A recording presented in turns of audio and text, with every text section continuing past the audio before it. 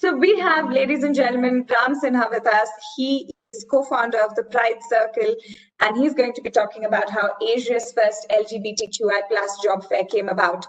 And for those of you who want to know, the next one succeeding this is a session on trans inclusion at the workplace, how corporate India can enable.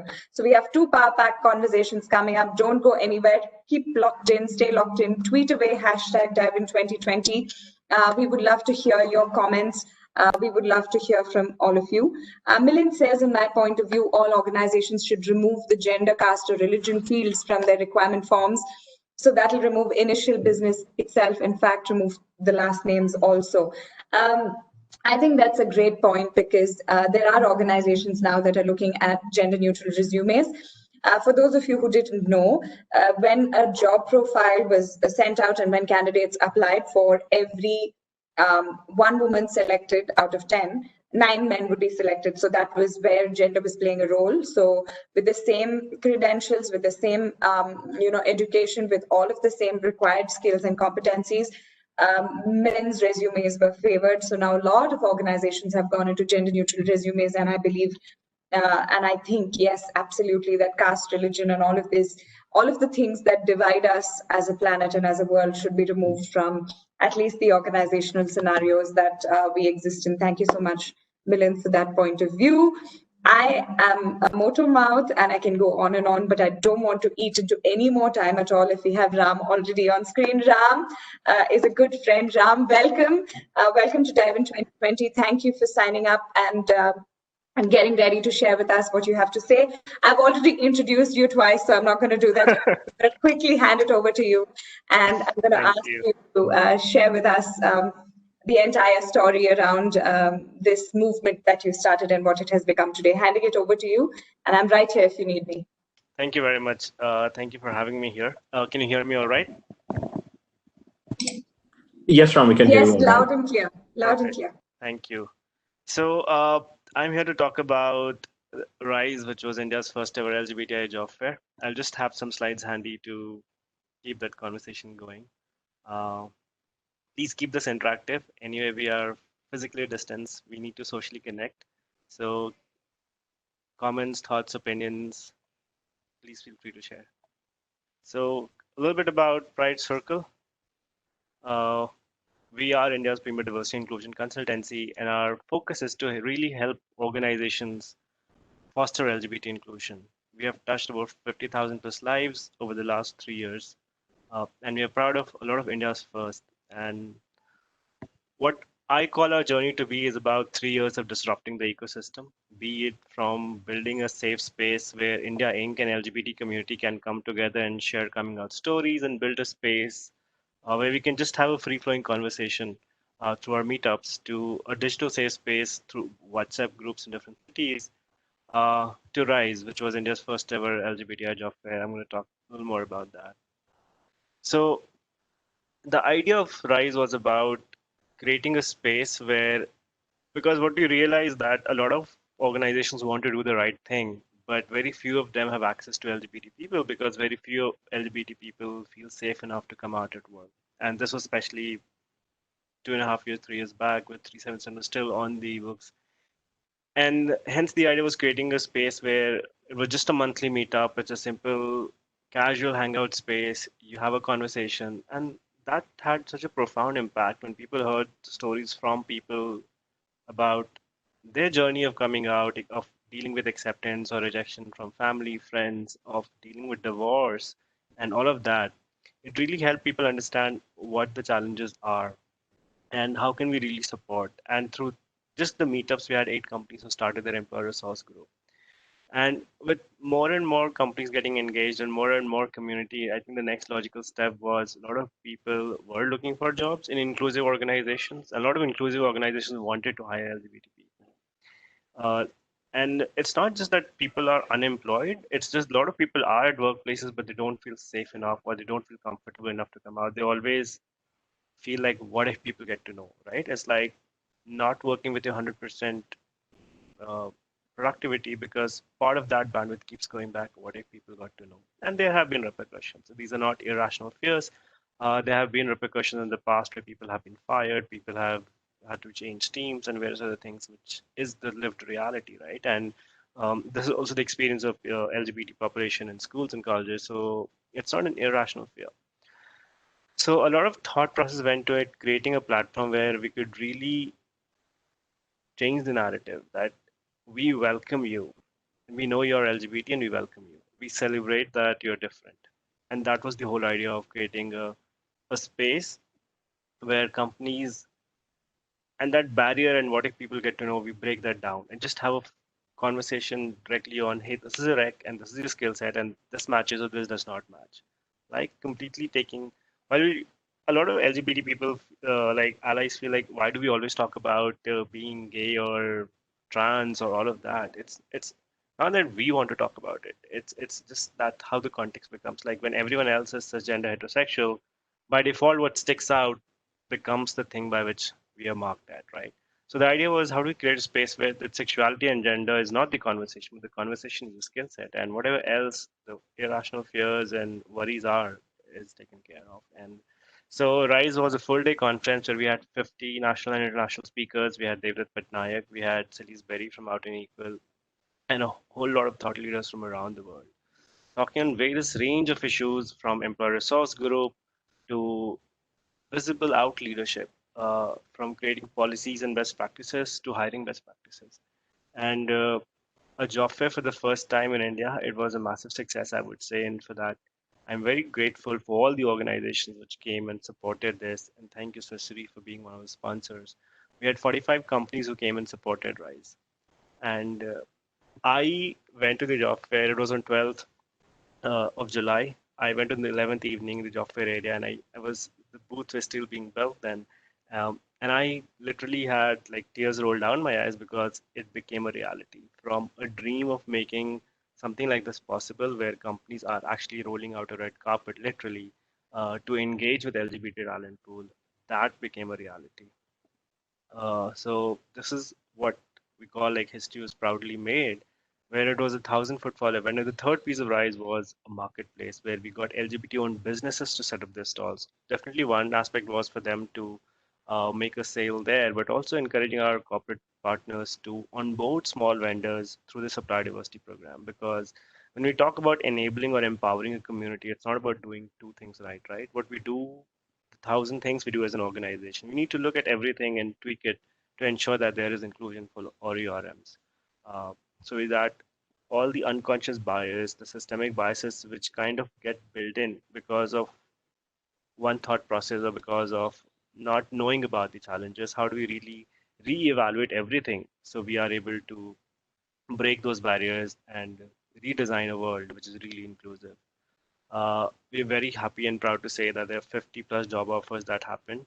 And some of the job offers came this year. Like one of the companies that came for Rise hired 3 more people this year.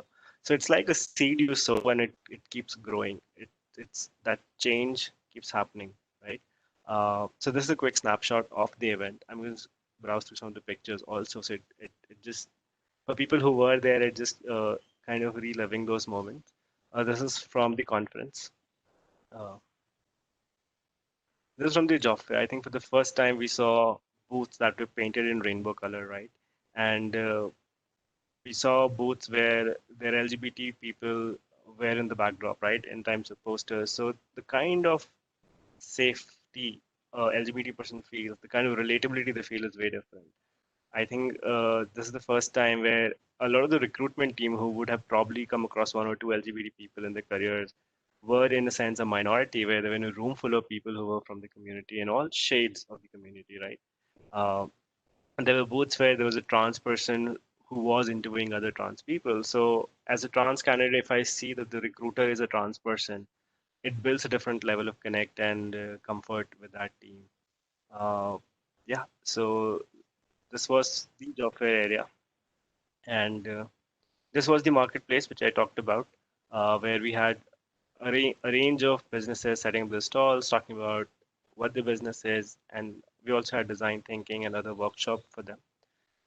And just creating a platform and a safe space where they have visibility and spotlight. I think besides everything about the overall impact of the number of jobs and the kind of conversation, one thing which stood out distinctively for me for was the happiness quotient of the event. I mean, I saw people hugging each other, talking about it, sharing anecdotes, and you feel that this is a space where you want to walk into because where there are no barriers and inhibitions of conversation. When I'm trying to have a conversation with an open heart and not trying to hold back, what if you get to know this? Or am I sharing enough information? Am I sharing too much information? When we don't have to constantly process every single sentence we say, the way we dress, the way we talk, the kind of conversation is very different. And we really hope that this becomes the norm. After Bangalore, we and Rise was covered in both national and international press, and the first edition was Rise in Bangalore. And then we went to Delhi this year on 22nd Feb, and we had 1,200 job seekers come. So from a space where Bangalore saw around 320, 350 people, we had a 3x to 4x jump of 1,200 job seekers come. That very clearly shows that the community is out there, is skilled and talented, and is asking for an equal opportunity workplace. And it's important that organizations step up and grab those candidates who are looking for an inclusive workplace. Uh, I want to talk a little bit more about some of the other programs that you are doing, and happy to take questions. As I said, please keep it interactive. The idea of making allyship easy, right? I mean, a lot of times where we have champion allies who really want to sign up and do right things, they somehow feel lost what to do as an ally. And that's why we designed the 21-day ally challenge this year. And it was a virtual gamification of allyship where there was a series of micro challenges, something as simple as I'll read a coming out story today, or I'll watch an LGBT film, or I'll read about the laws of the country. Uh, so we had this for Pride Month this year, and we had 12,750 individuals from 58 countries and 108 organizations sign up for it. And again, in this, individuals could participate individually or as an organization. So there were companies who signed up, and Northern Trust came first, and they were able to mobilize 380 allies in the organization.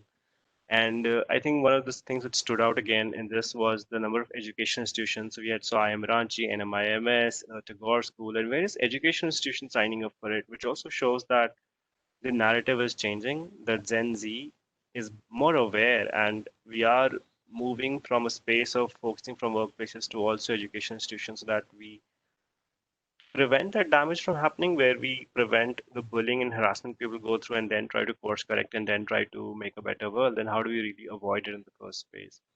And from the individual category, the person who came third was able to mobilize 200 plus of her friends and family members to sign up for the Ally Challenge.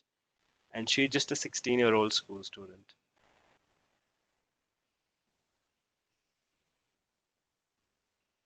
This year, we also came up with the India Workplace Equality Index, which is again a fantastic framework on how to base your work for LGBT inclusion. So there are 9 sections in this, and it talks from areas of policies and benefits, employee life cycle, employee resource group, out ally business leaders to procurement.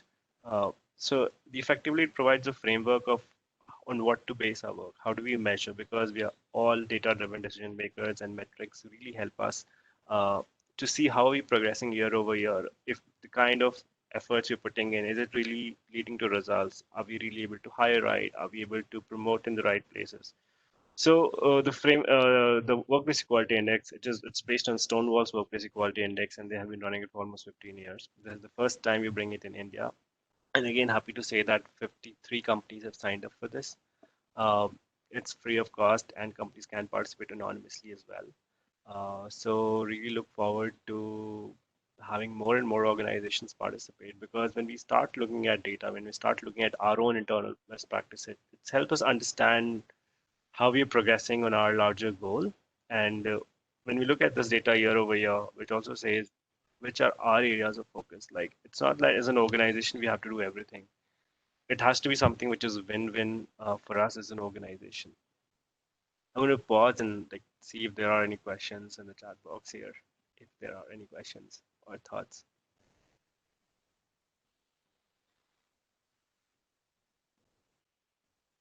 There are no questions, so I will continue.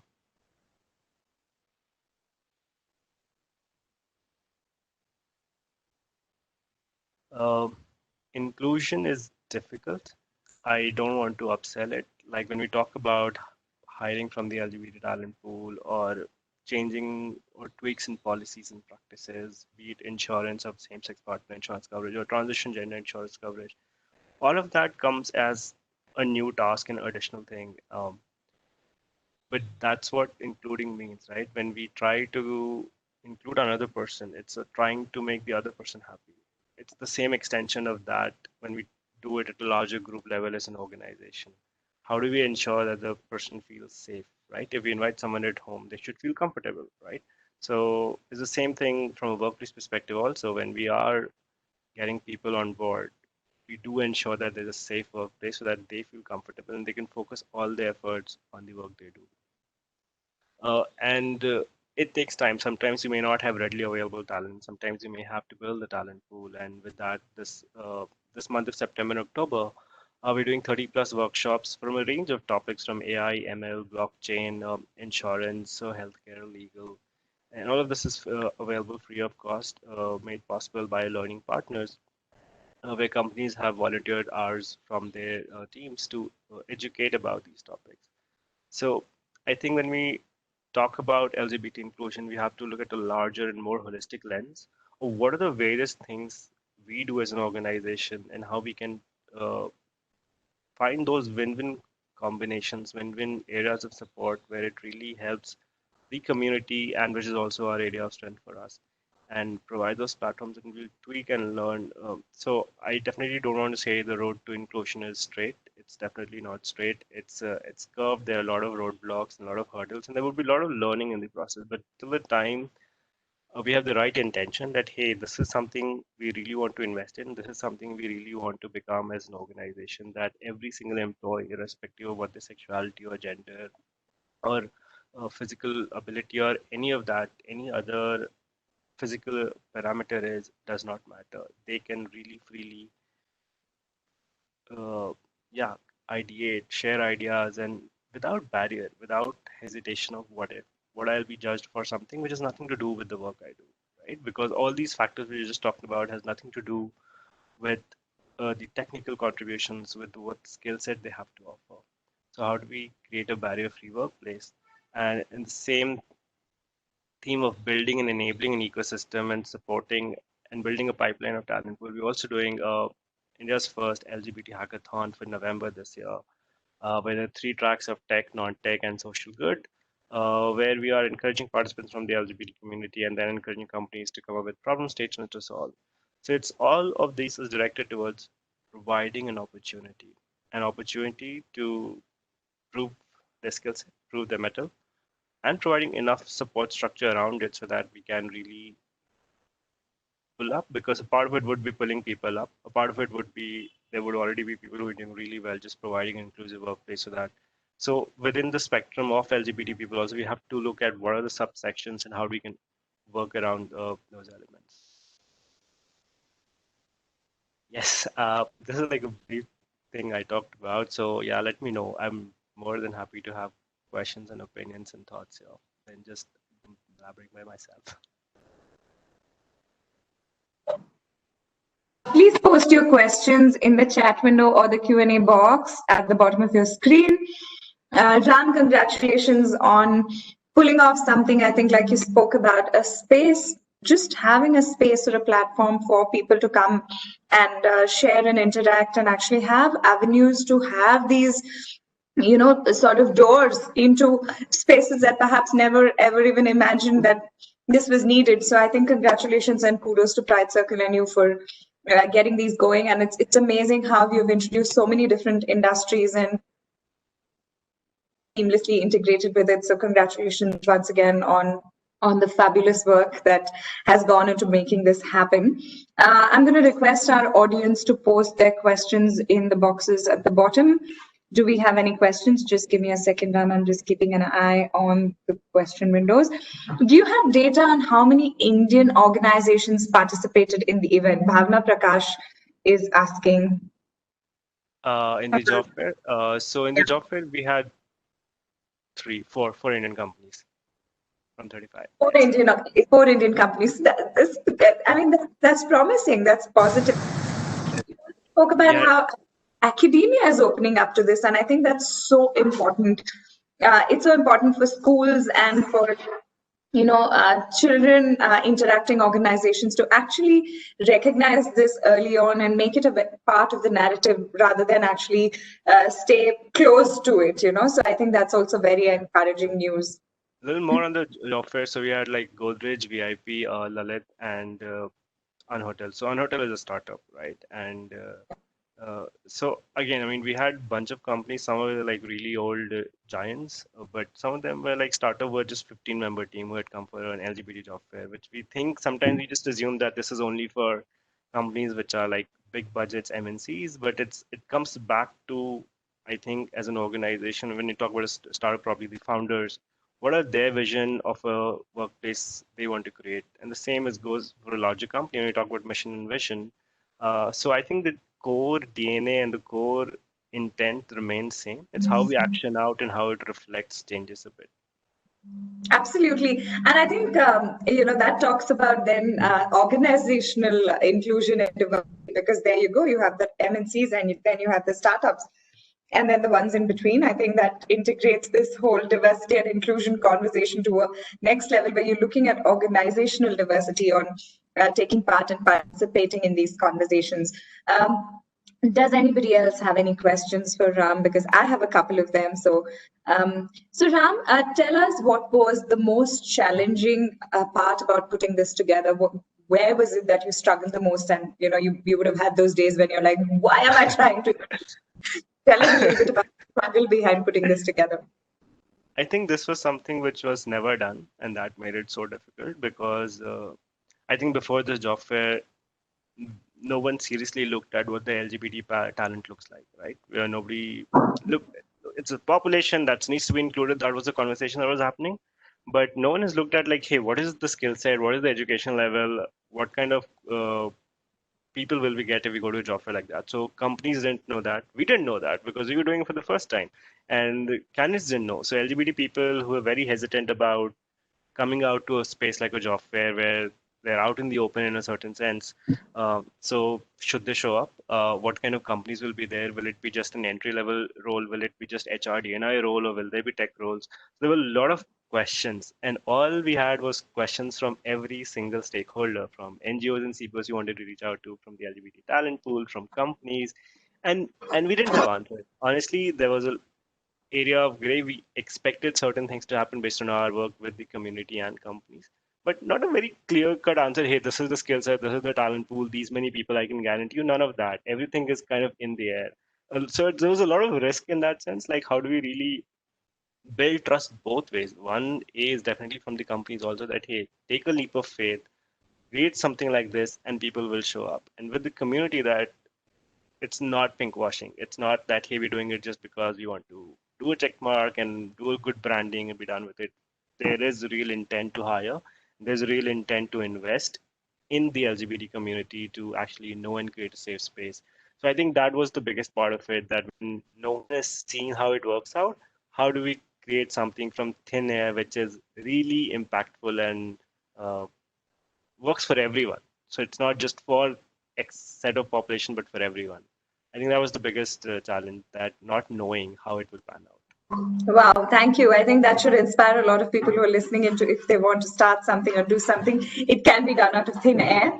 The next question we have is from Milind Arora. What do you think, what stops companies to come forward easily for this job fair like any other job fair? Important question. Yeah, I think from a company perspective, see, at the end of the day, whatever we do as an organization comes to a ROI conversation. If we're investing X amount of money to go and time of our recruiters to a job fair like this, how many will be able to hire? Are we ready to hire? Will we be able to integrate people?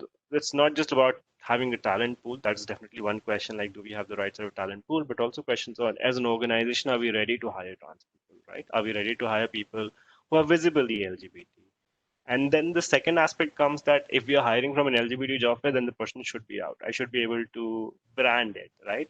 That is also not a very great expectation, because people, again, if I'm joining a company as an LGBT person, I would like to build that rapport with my team based on my skill set and my personality, and not just being the gay person, right? So having that space to connect and network and build that conversation. And when I feel comfortable, I will come out, right? So there are a lot of nuances around it which goes into it. But yeah, I mean, primarily A is around having the right skill set. B about is it worth my time and energy. C is around are we ready as an organization, and Right. what objectives we going in with. Right. Thank you, Ram, for so pinpointedly striking the right note for each of the questions. Congratulations, Ram, on the success of the fair, says Alexander Priya, and she asks, what was the conversion rate? That is, how many could get placed as an outcome of the job fair? So we had some 50 job offers through Rise Bangalore, and we had some 320 people who showed up for it. Uh, Again, companies were of different types in IT, ITS, BFSI, hospitality, and also the talent pool was very, very diverse. So we had people who had a PhD, but we also had people who have no education. So it's a very wide range of people that we looked at. So yeah, that's the conversion. Again, I have to say congratulations, because I think that showcases the value. So ultimately, it's up to companies now to change their perspective first, create the environment first, which is equal for everyone working there. It's a comment from Milind. So Ram, thank you so much for actually having joined us today and taken us through something like this, because I think it's also for everybody in other parts of India and other parts of the world who are listening in, that all you need is just the right intent, and everything else apparently seems to fall in place, even if you're pulling it out of thin air. Thank you so much, Ram, for having joined us today. It was a pleasure and honor to have you with us. Thank you for having me. One last anecdote I'd like to share before I go. Please. So Yes, one please. of the actually three, sorry. So one was I got to know that a father has come for the job fair. Like in the evening, I'm like, why is a parent coming to the job fair? It's not for them. And then he later told that his son recently came out to him as gay, and he wanted to come to the job fair to see what the future holds for his son. Uh, there was this person who was not looking for a job, and we just talking to her about coming to the job fair. And I said, just come for it, have a look. It's an LGBT job fair. And by the time the job fair happened, she was actually looking for a job. She went back with 3 job offers. So the point we're trying to say, like, instead of a company deciding, hey, I will pick you or not, subject to your sexuality or gender is something I need to figure out if it will fit in my culture or not, to a space where now the LGBT talent has an option of choosing which company they will join based on how inclusive their culture is. Right? There was this person who had traveled all the way from Bhubaneswar, and when they reached out, I said, "Come for it, but I can't guarantee you a job. All we're trying to create a place here is you have a skill set. There are companies looking for certain jobs. If that matches, great, but come for it." And they came, and they had struggled a lot to get a job in Bhubaneswar because they were visibly different, they were visibly trans, and they got a job at 24/7, and they recently completed their 1 year there. So those are stories that really makes it worth doing it again, and like pushing the bar higher, that let's do it, because at the end of the day some lives are really impacted and it makes a very big difference to them. So Yes, Ram, I think on that really poignant note, I'm going to say thank you to you once again for having joined us. Thank you for sharing with us these scenarios. And you surely have 5 more or many more organizations from this community that will surely be part of your next job fair. So thank you so much, Ram. Thank you for joining us. would love that. Thank you very much.